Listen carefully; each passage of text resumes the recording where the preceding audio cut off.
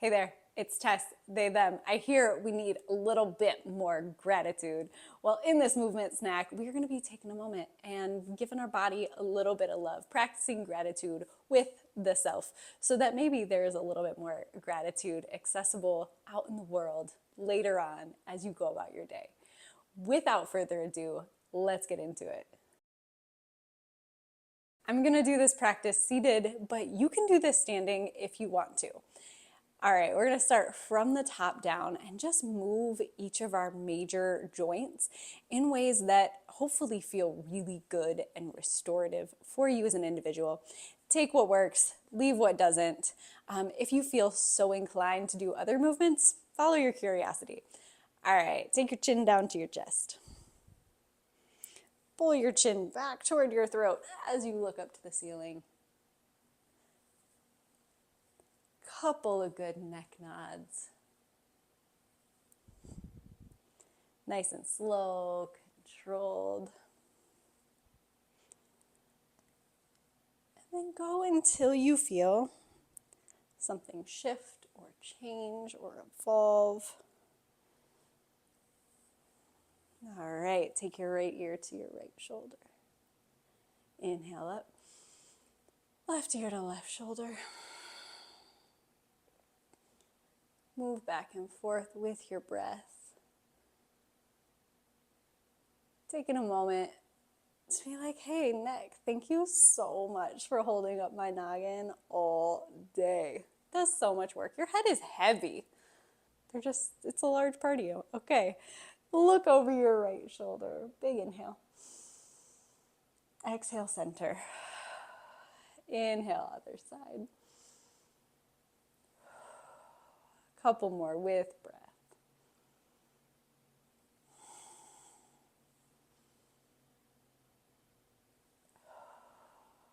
Last one.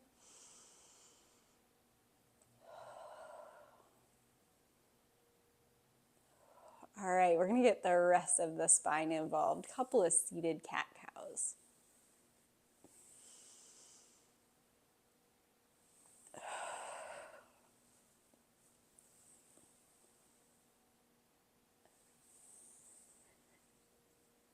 So grateful to have a spine. Hold us upright. I feel like spines are complicated for a lot of people. So if you have a complicated relationship with your spine, that's okay too. They're so beautiful and so complicated. All right, back to neutral. We'll take it into a bit of a side bend. So you can reach your hand down to the ground and your other arm up. That's one way to approach it. Or you can just kind of squirm side to side. Whatever feels best. I'm gonna do kind of a hybrid. Breathe into the space you're creating. Use your breath to create some expansion from the inside.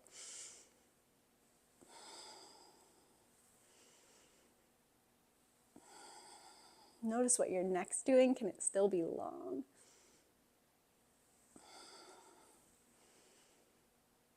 All right, and then we'll take it into a twist.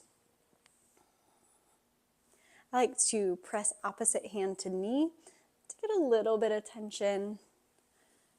Just feels really nice. But make sure you're twisting through your whole spine. So all the way from the pelvis up to the head. Usually we have a path of least resistance, a favorite place to move. Mine's right in my mid-back. So it takes some effort, some thought to get the rest of the body involved. All right, shoulders. Put your fingertips on your tippy tops of your shoulders. One elbow comes up and back. Thank you, shoulders.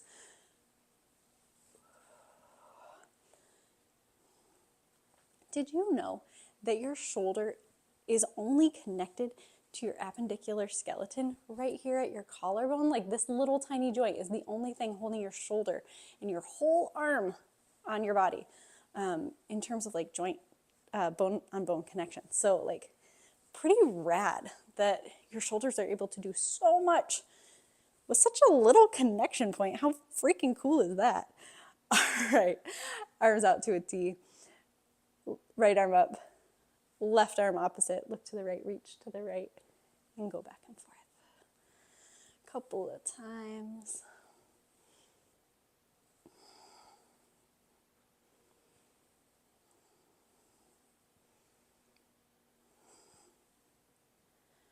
All right, last but not least, we'll do a couple of shoulder cars. Take your right hand behind your head, left hand behind the low back. Sit up really tall, ribs back. Take your elbows back, hover your hands on your body, and then pinch your shoulder blades as you switch sides. Hover the hands and then relax. Elbows back, hands hover, shoulders pinch together as you transition, hover, and relax. That's one. We're going to do two more. Elbows back, hands back, switcheroo. Oh, so much work. It should be work. And then rest. Elbows back, hands back, switch,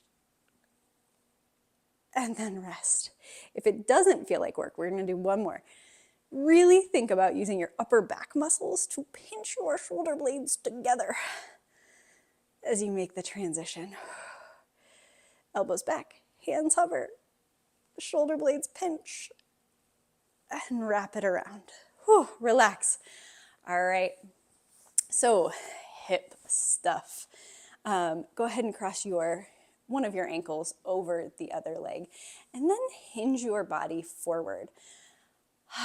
You'll probably feel a good amount of stretch to the outside of the hip. Awesome. I like to put my forearms on my leg, just because it helps me chill. But whatever helps you balance. Maybe you want to use your chair to stay more upright.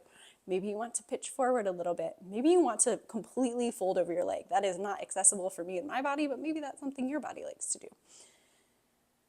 A couple big breaths. All right, let's go to the other side.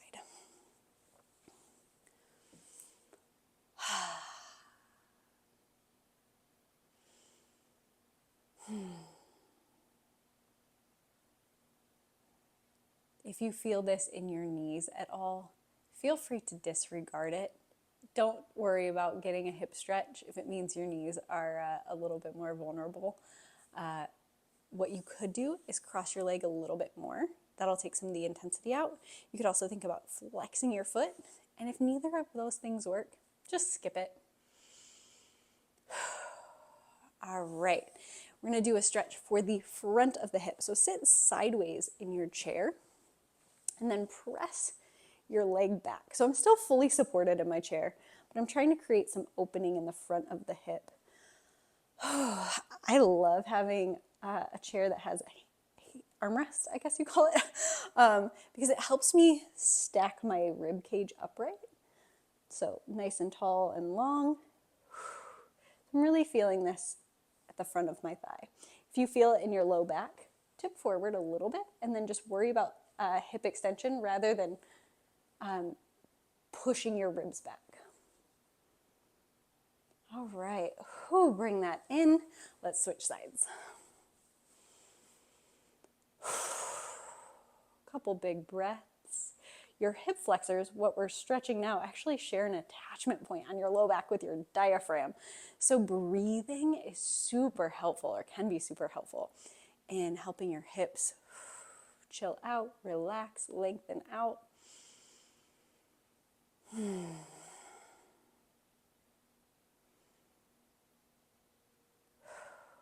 One more big breath in and out.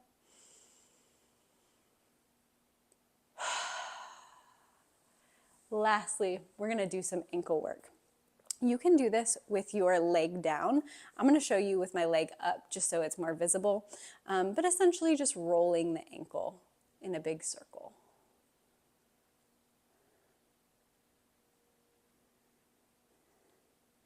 I'm not a counter. If you want to do 5 in each direction, you can. I like to just go until I feel something change or shift or feel a little bit better.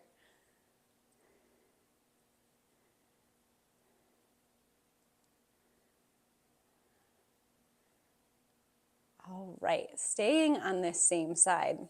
If you feel like it, and if this is weird for you, don't worry about it. You can just use your fingers and like move your feet around. But if you feel like it, interlace your fingers with your toes. It can be really tough to get in there.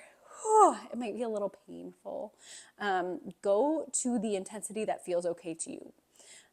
Once you get your fingers in there, stabilize your ankle and do a couple of ankle rotations with some stretch and some spacing between your toes. We get locked into these shoe boxes and our feet get all scrunched up. So by opening them, you're able to connect to the ground more, which in turn helps you relax more.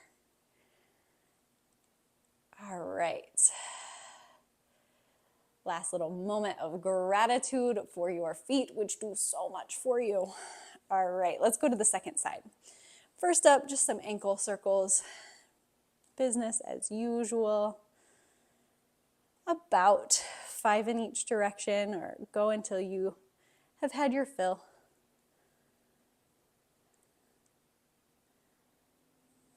All right. And then interlace your fingers in your toes. Oof, you might notice one side's a little tighter. Thank you, feet, for carrying me through the world and supporting me every damn day. All right, big ankle circles.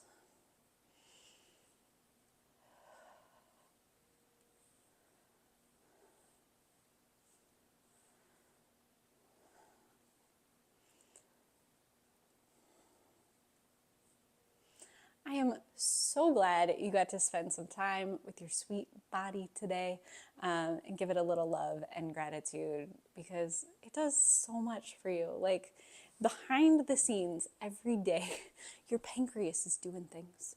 Your lungs are doing things. Your heart is doing things. Your intestines are doing things.